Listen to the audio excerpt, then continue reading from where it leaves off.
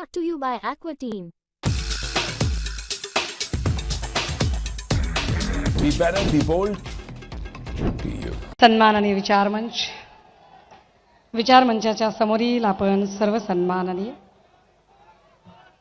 परिवर्तनाच्या लढ्यामध्ये ज्या ज्या महामानवांनी महानायिकांनी योगदान दिलं त्या सर्व महामानवांना महानायिकांना विनम्र अभिवादन करत ज्यांच्यामुळे आम्ही मोकळा श्वास घेऊ शकतोय आणि जे आमच्यासाठी आपल्या घर संसारावर तुळशीपत्र ठेवून या देशाच्या सीमा राखत आहेत त्या तमाम वीर जवानांना आणि त्यांच्या वीर मातांना विनम्र अभिवादन करत ज्यांनी शिवसेनेचा वटवृक्ष वाढवला घडवला त्या वंदनीय बाळासाहेबांना अभिवादन करत तुमच्यासारखीच मीही सन्माननीय पक्षप्रमुखांचं संबोधन ऐकायला उत्सुक आहे. मंचावर उपस्थित शिवसेनेचं चिलखत असा आम्ही ज्यांचा उल्लेख करतो ते सन्माननीय नेते संजय राऊत साहेब, नेते सुभाषजी देसाई, नेते अनिलभाऊ देसाई, नेते अरविंदभाई सावंत, विनायकभाई राऊत, शिवसेनेची खऱ्या अर्थाने बुलंद तोफ म्हणून आम्ही उल्लेख करू असे आमचे भास्कर दादा जाधव, ज्यांचं म्हणणं आपण ऐकलं ते ताकदीचे वक्ते नितीन बानगुडे पाटील, मंचावर उपस्थित आमच्या किशोरीताई पेडणेकर, वरुण भैया, खूप नामोल्लेख माझ्याकडून कदाचित राहू शकतात, सगळे मान्यवर नेते उपस्थित आहेत. या दसरा मेळाव्यात एका चेहऱ्याची मला कमतरता भासते ती म्हणजे धाराशिवच्या भूम पराड्यांचे आमचे निष्ठावंत शिलेदार ज्ञानेश्वर तात्या पाटील यांचं निधन झालं. त्या ज्ञानेश्वर तात्या पाटील यांना पक्षाच्या वतीने विनम्र आदरांजली वाहते, कारण आमच्यासाठी प्रत्येक शिवसैनिक हा शिवसेनेच्या कुटुंबाचा महत्त्वाचा भाग आहे. दादा हो, आज दसरा आहे. दसऱ्याच्या निमित्ताने राज्यभरामध्ये वेगवेगळे उपक्रम साजरे केले जात आहेत. गावापासून देशापर्यंत प्रत्येक जण हा सण उत्साहात साजरा करत आहे. गावगाड्यातला प्रत्येक माणूस, इथला मराठा, साळी माळी कोळी तेली तांबोळी आतार बागवान सुतार लोहार कुंभार रामोशी बेरड बेस्तर बेलदार घिसाडी कैकारी पारधी कंजारभाट सिक्कलगार आराधी भराडी गोंधळी सगळ्या जातीची माणसं हा दसरा मेळावा अत्यंत आनंदाने साजरा करत आहेत आणि या निमित्ताने राज्यभरात वेगवेगळे मेळावे होत आहेत. त्यात एक सकाळी महत्त्वाचा मेळावा संपन्न झाला तो राष्ट्रीय स्वयंसेवक संघाचा, आणि राष्ट्रीय स्वयंसेवक संघाच्या सरसंघ संचालकांनी आज आपल्या अभिभाषणामध्ये असं म्हटलं की द्वेष संपला पाहिजे, सांप्रदायिक विभाजन होता कामा नाही, देश बलशाली झाला पाहिजे, हा देश मजबूत झाला पाहिजे, जाती जातीच्या धर्माधर्माच्या भिंती तोडल्या पाहिजेत, दुर्बल घटकांना सोबत घेतलं पाहिजे. सरसंघ संचालक जी आपलं म्हणणं सरांखोपर, पण सरसंघ संचालक जी तुम्ही हे सांगताय कुणाला? कारण महाराष्ट्रातल्या गावगाड्यात राहणारी 18 पगड 12 बलुतेदार 18 आलुतेदार इथला मराठा साळी माळी कोळी तेली तांबोळी आतार बागवान सुतार लोहार कुंभार रामोशी बेरड बेस्तर बेलदार आराधी गोंधळी भराडी कैकारी कंजारभाट सिक्कलगार पारधी जोशी चित्रकथी ही सगळी माणसं गुन्ह्या गोविंदानेच नांदतात. पण सरसंघ संचालक महोदय, जर खरंच द्वेषबुद्धी संपवायचा सल्ला द्यायचा असेल तर आमची आपल्याला दोन्ही हात तिसरं मस्तक जोडून नम्रतेची विनंती असेल, हा सल्ला सगळ्यात आधी राज्याचे उपमुख्यमंत्री देवेंद्र फडणवीसांना आपण द्यावा,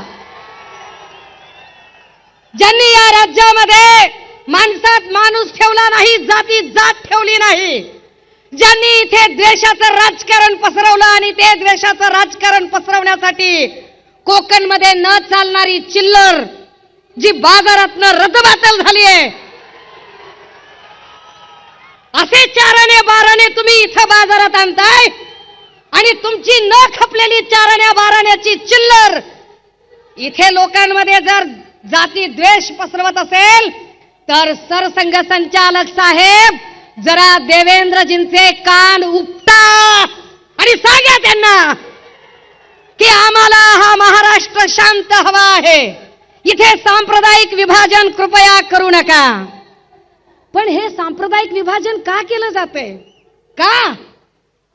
आधी ही चारणे बारण्याची चिल्लर हिंदू मुस्लिम करत होती, पण आम्ही आभार मानतो इथल्या हिंदूंचेही आणि मुस्लिमांचेही, ज्यांनी कमालीचा संयम दाखवला, ज्यांनी कमालीचा समंजसपणा दाखवला आणि यांच्या लव जिहाद किंवा ओट जिहाद अशा कुठल्याही धार्मिक विद्वेषाची पेरणी करणाऱ्या, विष पेरणी करणाऱ्या यांच्या कुठल्याही बोलण्याला त्यांनी कवडीची किंमत दिली नाही. मग त्यांनी दुसरा खेळ चालवलाय. आता हिंदू मुस्लिम कार्ड चालत नाही म्हटल्यावर मराठा ओबीसीचं कार्ड खेळण्याचा प्रयत्न आता पुन्हा त्यांच्याकडून येते. हे मराठा ओबीसीचं कार्ड खेळणारी माणसं गावगाड्याची वीण उसवण्याचा प्रयत्न करत आहेत. माय मावल्या हो, दादा हो, राजे हो, अरे विचार करा, कालपर्यंत आम्ही गावगाड्यात सगळे एकत्र राहत होतो. आमची मराठा समाजातली मराठ्याच्या बाईला जर संक्रांतीचा सुगड पुजायचा असेल तर ती कुंभाराळीत जायची आणि सुगड आणायची. कुंभाराला जर नवरात्रीची माळ आणायची असेल तर ती माळ्याकडे जायची आणि देवीची माळ आणायची. माळ्याला जर काही आऊत लागला, नांगर लागला तर तो सुतार गल्लीत जायचा आणि आऊत आणि नांगर आणायचा. सुताराला दुर्डी लागली, सूप लागलं, टोपलं लागलं, तो काही काड्याच्या बुरडाच्या गल्लीला जायचा. आणि यांना कुणाला जोंधळा लागला तर ते अजून कुळी कुणबटाच्या खळ्यावर जायचे. ही सगळी माणसं एकत्र नांदत होती, पण यांच्यामध्ये जातीपातीच्या भिंती तयार केल्या त्या शिंदे साहेबांनी आणि फडणवीसांनी. हे आम्हाला शहाणपण सांगतात. आणि हे का असं करतात? कारण यांना माहिती आहे की उद्या निवडणुका लागल्या आणि लोकांमध्ये गेले तर लोक यांना प्रश्न विचारणार आहेत. लोक यांना प्रश्न विचारतील की इथल्या बेरोजगारीचं काय केलं, इथल्या नोकर भरतीचं काय केलं. सत्तेत आल्यापासून एमपीएससीच्या 70 प्रकारच्या परीक्षा झाल्या आणि 70 प्रकारच्या परीक्षांमधल्या 65 परीक्षा यांची पेपर फुटी झाली. यावर लोक प्रश्न विचारतील. लोक पेन्शनवर प्रश्न विचारतील, आरोग्य भरतीवर प्रश्न विचारतील, तलाठी भरतीवर प्रश्न विचारतील, होमगार्ड प्रश्न विचारतील. आश्रमशाळेतले शिक्षक ज्यांच्या पगारी झाल्या नाहीत त्या आश्रमशाळेतले शिक्षक प्रश्न विचारतील. आरोग्य खात्यातले आमच्या कर्मचारी आया बहिणी प्रश्न विचारतील. या प्रश्नांची उत्तरं या लोकांकडे नाही आहेत आणि म्हणून ही माणसं राजकारण करतात. बरं, आपण याच्यावर जेव्हा कधी यांना प्रश्न विचारावे त्यावेळेला ते लगेच सांगत असतात की नाही, याच्यावर राजकारण करू नका, त्याच्यावर राजकारण करू नका, हे बोलू नका, ते बोलू नका. कोण राजकारण करते? कोणत्या प्रश्नाची उत्तरं त्यांनी दिली? हे शिंदे साहेबांचे सगळे बोलघेवडे आमदार आकडे सांगतात. 6,000 कोटीचा निधी, 10,000 कोटीचा निधी, 5,000 कोटीचा निधी. अरे गेला कुठे? गावात रस्ते नाही, नीट लाईट नाही, गटर नाही, मीटर नाही, गेले कुठे हजारो कोटी रुपये तुमचे? किती किती थापा हाणाल आणि किती लोकांना भुलवाल, पण यावर ते चकार शब्दाने बोलत नाहीत. या प्रश्नांची उत्तरं ते देत नाहीत. शेतीमालाला भाव का नाही, सोयाबीन कापसाचं काय झालं, यावर ते काहीच बोलायला तयार होत नाहीत. यावर बोलायचं सोडून ते जातीपातीचे भांडणं लावायचा प्रयत्न करतात. आर्थिक प्रश्नावर तर ते बोलतच नाहीत. दादा हो, 1962 पासून ते 2014 पर्यंत, 1962 ते 2000 या राज्यावरचं कर्ज होतं 2,37,000 कोटी आणि गेल्या 10 वर्षात कर्ज झालं 9,54,911 कोटी. 10 वर्षात किती कर्ज वाढलं, किती तूट भरून निघणार नाही. तरीही घोषणांची आणि आश्वासनांची खैरात चालू आहे. काल परवा जाहिरातीचेच पैसे देत नाहीत म्हणून जाहिरातदार आणि कंत्राटदार बोलत होते, त्यावरही ते बोलायला तयार होत नाहीत. बरं, आपण काही बोलावं तर ते म्हणतात राजकारण करताय तुम्ही. कुणी राजकारण केलं? शिंदे साहेब, राजकारण कुणी केलं ते जरा नीट समजून घ्या. जिवंत माणसांचं सोडा, तुम्ही तर महापुरुषांचं सुद्धा राजकारण केलं. शिंदे साहेब, तुम्हाला एकही आंदोलन हाताळता आलं नाही. आम्हाला आनंद आहे की सन्मान्य पक्षप्रमुख जेव्हा जितका काळ या राज्याचे मुख्यमंत्री म्हणून होते तेवढा काळ या राज्यात एकही सांप्रदायिक आणि धार्मिक दंगल झाली नाही. पण शिंदे साहेब, तुम्ही ठरवून धार्मिक दंगली घडवून आणल्या. धार्मिक दंगली घडवण्यासाठी कारणीभूत असणाऱ्या शांतिगिरी सारख्या महाराजाच्या पाठीशी उभं राहण्याची भूमिका तुम्ही घेतली. तुम्ही खऱ्या अर्थानं महाराष्ट्र नासवण्याचं काम केलं. तुम्ही शहाणपण सांगायचं आम्हाला आणि ते सांगतात महापुरुषांचं राजकारण. शिंदे साहेब आठवा, तेव्हा तुम्ही इकडेच होतात, नंतर गद्दारी करून गेलात. तुम्ही काय केलं? 10 वर्षापूर्वी 2014ला नरेंद्र मोदी यांनी इंदू मिलची कुदळ मारली होती. गेल्या 10 वर्षात डॉक्टर बाबासाहेब आंबेडकरांच्या स्मारकासाठी त्या इंदू मिलची एक साधी वीट रचली नाही. याच्या उलट दीक्षाभूमीचं खोदकाम तुम्ही केलं. तुमची अघोरी भूक काही संपत नाही. तुम्ही किती राजकारण करावं? इकडे तुम्ही इंदू मिलचं स्मारक उभं केलं नाही, तिकडे अरबी समुद्रामध्ये छत्रपती शिवरायांचं स्मारक उभं करणार होतात. ते छत्रपती शिवरायांचं स्मारकही तुमच्याच्याने उभं करणं झालं नाही. हे तर नाहीच नाही, पण याच्याही पेक्षा आश्चर्य की छत्रपती शिवरायांचा पुतळा पडतो. शिंदे साहेब, छत्रपती शिवरायांच्या पायाशी जाऊन तुम्ही शपथ घेतली. किती खोटारडं वागाल. महाराजांची शपथही तुम्ही पाळली नाही. आणि तुम्ही वरून ते सांगतात की पुतळा कशाने पडला, तर म्हणाले ताशी 45 किलोमीटरचा वारा होता. ताशी 45 किलोमीटरचा जर वारा असेल तर कोकणामध्ये अनेक नारळाची झाडं आहेत, ती झाडं का पडली नाही? त्या झाडांवरचं साधं नारळ सुद्धा पडलं नाही. आणि तरीही हे आम्हाला सांगतात की ताशी 45 किलोमीटर, आणि त्या आपटेला तुम्ही सहज सोडून देता. तुम्हाला महापुरुषांची अस्मिता काहीच वाटत नाही. पण या वेळेला दादा हो, हे समजून घ्या, लोकसभेच्या इलेक्शनला प्रभू श्रीरामाने यांना चितपट केलं आणि विधानसभेच्या इलेक्शनला छत्रपती शिवरायांचे मरहट्टाच्या पठारावरचे मावळे यांना धूळ चाखल्याशिवाय राहणार नाही. ही माणसं एकही प्रश्न, मग आम्हाला ते सांगायला लागले. एक नवा शब्द काढला, गोंडस गुटगुटीत शब्द काढला आणि म्हणाले fake narrative, fake narrative, fake narrative. कसलं फेक नरेटिव्ह? कुणाचं फेक नरेटिव्ह? फडणवीस साहेब, जरा आपल्या अंतकरणावर हात ठेवा आणि स्वतःला प्रश्न विचारा की फेक नरेटिव्हचं महानिर्मिती केंद्र तुम्ही स्वतः आहात. फडणवीस असं म्हणतात की दर 10 वर्षांनी आरक्षणाची मर्यादा वाढवण्यासाठी जो सगळ्यात मोठा प्रयत्न केला गेला, तो प्रयत्न मोदी आणि वाजपेयीजींनी केला. फडणवीस साहेब, 50ला या देशामध्ये घटना अंमलात आली तेव्हा आरक्षण सुरू झालं. 60ला त्याचा कार्यकाळ संपत होता, तोही फक्त राजकीय आरक्षणाचा. सामाजिक आणि शैक्षणिक आरक्षण तर कायमस्वरूपी आहे. पण राजकीय आरक्षण जर 60ला वाढवायचं असेल तर 60ला भारतीय जनता पार्टी बाळोत्यात सुद्धा नव्हती. ती साधी बाळोत्यात नव्हती, तिचा जन्म तरी झाला होता का ते जरा समजून घ्या. 60ला जो कालमर्यादा वाढवली ती काँग्रेसने वाढवली. 10 वर्षांनी पुन्हा 70ला आरक्षण वाढवलं. भाजपने नाही, ते पुन्हा काँग्रेसने वाढवलं. फडणवीस साहेब, या देशात संविधानाला धोका आहे आणि तो अजूनही संपला नाही. आणि त्याचं जिवंत उदाहरण तुम्हीच आम्हाला घालून दिलं. भारतीय राज्यघटनेने सांगितलं आहे की लेजिस्लेचर आणि ज्युडिशरी 2 वेगळ्या गोष्टी आहेत. न्यायपालिका आणि कायदे मंडळ वेगवेगळे असले पाहिजेत आणि न्यायपालिकेने स्वतःची स्वायत्तता अबाधित ठेवली पाहिजे. यासाठी न्यायाधीश पदावरच्या व्यक्तीने भलेही त्याचे धार्मिक कल काही असतील, पण स्वतःचे धार्मिक कल सार्वत्रिकरित्या त्यांनी प्रदर्शित करू नये. असं असताना सुद्धा जर या देशाच्या सर्वोच्च न्यायालयाचे सरन्यायाधीश आरतीसाठी जात असतील तर याचा अर्थ काय काढायचा बरं? आणि यावर शिंदे साहेब, आपल्याकडून मी अपेक्षाच करू नये, कारण टेलिप्रॉम्प्टरवर आपण कॉपी वाचणार किती, भाषण करणार किती. आपल्याला वाचून वाचून भाषण करून आपल्याला त्याच्यातल्या कॉन्सेप्टही कळणार नाहीत. पण हे आपल्याला कधी लक्षात यावं की या देशाचा काय पद्धतीने, या राज्याचा खेळखंडोबा शिंदे, फडणवीस, पवार या सगळ्या लोकांनी केला.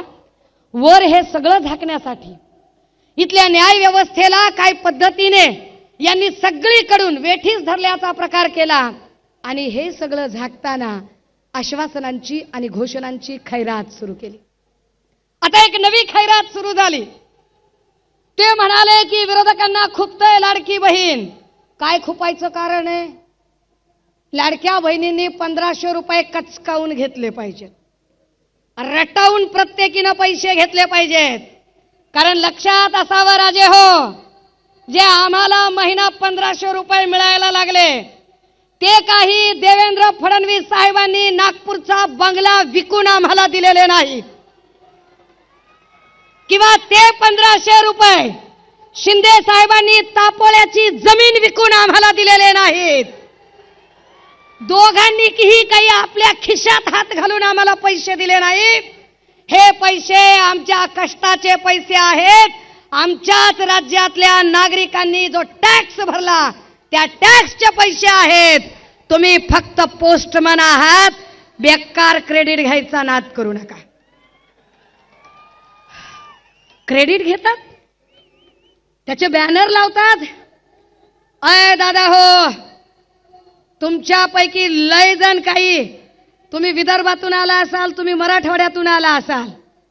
विदर्भात आणि मराठवाड्यात अशी असंख्य घरं आहेत की ज्या घरातल्या लोकांनी आपल्या बहिणींची लग्न लावण्यासाठी एकरानं वावरं विकली असतील, एकरानं वावरं गहाण टाकली असतील आणि आपल्या बहिणीचं लग्न लावून दिलं असेल. लावला तुम्ही कधी बॅनर? लावला तिच्या रुकवताच्या बाजूला बॅनर की मी माझ्या बहिणीच्यासाठी 2 एकर जमीन विकली आणि 20 लाख रुपये खर्च केला, लाडक्या बहिणीला 10 लाख रुपये खर्च केले? बॅनर लावला आपण कधी? आपण बॅनर नाही लावला राजे हो कधी. आपण बहिणीच्या सासर घरी कधी भेटायला गेलो, बहिणीच्या भाच्याच्या हातामध्ये तिच्या जावला न कळता, तिच्या दिराला न कळता, तिच्या नंदेला न कळता, तिच्या सासू सासऱ्याला न कळता, तिच्या नवऱ्याला न कळता आपण असेच तिच्या हातात कधी 4-5 हजार रुपये घातले. आपण बाहेर येऊन बस स्टँडवर बॅनर लावला का राजे? बहिणीला 5000 रुपये दिले, लाडक्या बहिणीला 5000 रुपये हातात घालून आलो. दिला? लावला बॅनर? आपण बॅनर लावला नाही. आपण जाहिरातबाजी केली नाही. का केली नाही? कारण आपल्याला नात्याची मर्यादा कळते, आपल्याला बहिणीच्या नात्याचा मान कळतो, तिची मर्यादा कळते, तिची इज्जत राखली पाहिजे हे आपल्याला कळतं. बहिणीच्या गरिबीची थट्टा आपण कधी उडवली नाही. पण हे बदमाश लोक, ज्यांना बहिणीचं नातं कळत नाही, मर्यादा कळत नाही, मान कळत नाही, कारण यांच्यातला एक बोल घेवडा, भाऊ म्हणू नका. भाऊ तुला भाऊ नाही म्हणायचं तर मग मी काय खाऊ म्हणायचो? काय म्हणायचो मी? ज्यांना बहीण भावाचं नातं कळत नाही, एकीकडे जाहिरातबाजी करतात आणि दुसरीकडे त्यांच्यातलाच एक जण काल स्नेहल जगतापांच्या बद्दल बोलताना म्हणतो, तुम्हाला लाडका भाऊ पाहिजे का काय पाहिजे बोला. एखादी बहीण ज्यावेळेला नडते ती अडत नाही, ती तुम्हाला घाबरत नाही, ती तुम्हाला भिडते, त्यावेळेला तुमच्यातला पुरुषी सरंजामी बाज उफाळून येतो आणि तुमची जात पितृसत्ताक व्यवस्था उफाळते आणि तुम्ही तिच्या बाईपणावर हल्ले करता. पण हे बाईपणावर हल्ले करण्याचे संस्कार ना हे संस्कार वंदनीय बाळासाहेबांचे असू शकतात, ना तुम्ही ज्यांचं सकाळी झोपेतून उठल्यापासून झोपेपर्यंत नाव घेताय त्या आनंद दिघेंचे असू शकतात. हे संस्कार फार फार तर रेशीम बागेत वाढलेल्या RSS मधून आलेल्या बाटग्यांचे संस्कार असू शकतात, जे बाटग्यांचे संस्कार तुमच्यावर आलेले आहेत, ज्या बाटग्यांच्या संस्कारामुळे तुम्ही महिलांच्या बद्दल अत्यंत अर्वाच्य पद्धतीने बोलताय. दादा हो, माझ्याकडे बोलण्यासारखे फार मुद्दे आहेत, परंतु तुर्तास आम्हाला आमच्या बहिणी लाडक्या आहेतच, पण त्या लाडक्या असण्याबरोबरच त्या सुरक्षित असणं जास्त गरजेचं आहे. एकट्या पुण्यामध्ये गेल्या 7 महिन्यात 265 बलात्काराच्या घटना घडल्या आहेत. एकट्या पुण्यामध्ये 750 विनयभंगाची प्रकरणं घडली आणि बदलापूर नंतर काल परवा सोनपेठला पुन्हा एकदा 4 वर्षाच्या चिमुरडीवर अत्याचार झाला आणि पोलीस निरीक्षक बोलंवार हा राष्ट्रवादी गटाच्या आमदार आणि आमदार पक्षातल्या लोकांना वाचवण्यासाठी त्या एवढ्याशा लेकराची तक्रार नोंदवून घेत नाही, अटक करत नाही लवकर तो आरोपीला. आम्ही न्याय कुणाकडून मागायचा? तो न्याय घेण्यासाठी आजही रामदास फुटाणे साहेबांची ती कविता प्रस्तुत ठरते. ती फक्त कविता उद्धृत करते आणि थांबणार आहे. कविता अशी आहे, 70 वर्षाच्या म्हातारीला कोर्टाच्या पायरीवर बसलेली पाहून विचारलं. 70 वर्षाच्या म्हातारीला कोर्टाच्या पायरीवर बसलेली पाहून विचारलं, आजी आजी आज इथं काय आहे? त्यावर तिनं उत्तर दिलं, 17व्या वर्षी माझ्यावर बलात्कार झाला होता, त्याचा आज 17व्या वर्षी निकाल आहे. 17व्या वर्षी माझ्यावर बलात्कार झाला होता, त्याचा आज 17व्या वर्षी निकाल आहे. 32 न्यायाधीश, 20 वकील, 40 शिरस्तेदार बदलून गेले. किती न्यायाधीश बदलले? आम्हाला अजूनही आमच्या पक्ष आणि चिन्हाची केस अजूनही तारीख पे तारीख मिळते. झालं 2-3 दिवसात आचारसंहिता लागते. 26 नोव्हेंबरला कारकीर्द संपते. अरे पुन्हा तुमचा न्याय मिळाला तर तो आमच्या काय कामाचा? पुन्हा तुम्ही न्याय जरी दिला तरी तो न्याय आमच्यासाठी operation is success but patient is dead म्हणण्यासारखा असेल. तो काय उपयोगाचा? 70 वर्षाची म्हातारी म्हणते, 32 न्यायाधीश, 20 वकील, 40 शिरस्तेदार बदलून गेले. निम्मे साक्षीदार मरून तर बाकीचे केव्हाच पळून गेले. कितीतरी बलात्कारित मावल्या मरून गेल्या, मी मात्र जिवंत आहे. हाच एक सवाल आहे. आणि 17व्या वर्षी झालेल्या बलात्काराचा आज 17व्या वर्षी निकाल आहे. भगवान के घर देर है ही म्हण अजूनही बदललेली नाही. भगवान के घर देर है ही म्हण अजूनही बदललेली नाही. न्यायदेवतेच्या डोळ्यावरची पट्टी थोडी सुद्धा सरकलेली नाही. मोर्चे आंदोलन तेव्हाही झालं, नंतर कुणी फिरकलं नाही, हे की नाही? पूजा चव्हाणच्या वेळेला मोर्चे आंदोलन करणारे नंतर त्यांच्याच पंक्तीला बसले. मोर्चे आंदोलन तेव्हाही झालं, नंतर कोणी फिरकलं नाही. तरी सुद्धा वाटतं आज माझ्या जीवनाची सकाळ आहे आणि 17व्या वर्षी झालेल्या बलात्काराचा 17व्या वर्षी निकाल आहे. थरथरत्या हाताला हात देऊन म्हातारीला उभं केलं. थरथरत्या हाताला हात देऊन म्हातारीला उभं केलं. निकाल ऐकण्यासाठी 4 भिंतीच्या आत नेलं. मात्र निकाल ऐकून तिचे पाय लटपटू लागले. पुराव्याअभावी काही आरोपी निर्दोष सुटून गेले. ज्यांना झाली शिक्षा ते तर कधीच मरून गेले. ज्यांना झाली, कारण एकट्या अक्षयला संपवताय पण आपटेला सोडून दिलंय, त्याचं काय? ज्यांना झाली शिक्षा ते तर कधीच मरून गेले. 70 वर्षाच्या आयुष्याचा आज सारा निकाल आहे. 17व्या वर्षी झालेल्या बलात्कारावर पुन्हा न्यायालयाने केलेला नवा बलात्कार आहे. आणि आजी सांगते 17व्या वर्षी झालेल्या बलात्काराचा 17व्या वर्षी निकाल आहे. दादा हो, हे चित्र बदलायचं असेल तर, हे चित्र बदलायचं असेल आणि महाराष्ट्राच्या लेकी बाळींना सुरक्षितता प्रदान करायची असेल तर या शिवतीर्थावरून महाराष्ट्रात सगळा अवघा आपल्या कानाचा, जीवाचा कान करून ऐकायला आतुर आहे. मी उद्धव बाळासाहेब ठाकरे महाराष्ट्राचा मुख्यमंत्री म्हणू शकतो. हे वाक्य ऐकायला आपण उत्सुक आहोत आणि ते वाक्य ऐकण्यासाठी चला आज आपण संकल्प करूया. ही मशाल तेवत ठेवूया. विधानसभेला ही मशाल विरोधकांच्या बुडाखाली पेटली पाहिजे आणि या मशालीची धग त्या प्रत्येक नराधमांपर्यंत आणि गद्दारांपर्यंतही पोहोचली पाहिजे. जे बोलायचं होतं ते असंच बोलायचं होतं. त्यामुळे पुन्हा त्याच्यावर दिलगिरी वगैरेचा काही प्रश्न नाही. थांबते, रजा घेते. जय हिंद, जय महाराष्ट्र.